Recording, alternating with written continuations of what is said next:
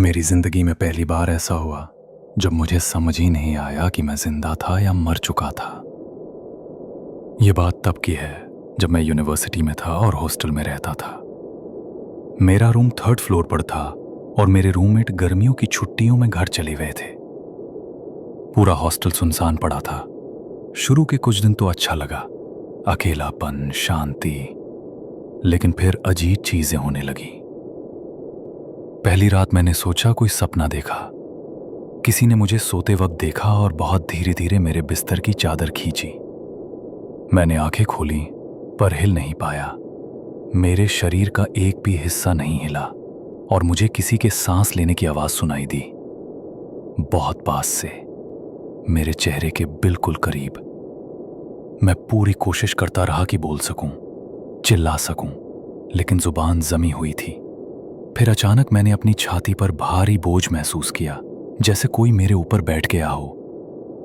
और तभी मैंने उसे देखा, एक साया, पूरा काला, इंसानी आकार लेकिन चेहरा नहीं था।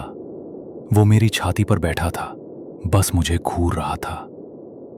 मैं डर से पसीने पसीने हो गया और जैसे ही मैं थोड़ा सा हिला, वो चीज एक झटके में गायब हो गई।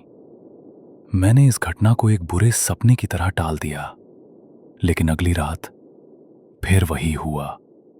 रात के करीब 3 बजे मैं उठा, मगर फिर वही, शरीर पूरी तरह जाम, आंखें खुली हुई, लेकिन कुछ बोल नहीं सकता था।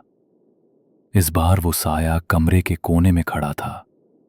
धीरे धीरे वो मेरी तरफ आया। हर कदम पर कमरे की हवा भारी होती जा रही थी।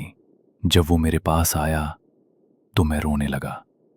मेरी आंखों से आंसू निकल रहे थे, लेकिन आवाज नहीं निकल रही थी।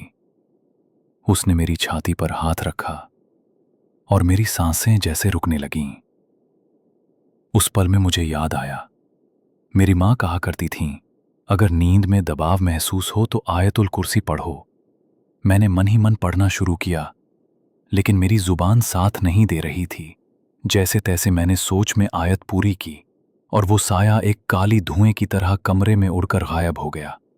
सुबह उठकर मैंने अपने कमरे में हर जगह नमक रखा और कुरान की तिलावत की। लेकिन सबसे डरावनी बात, अगली सुबह मेरी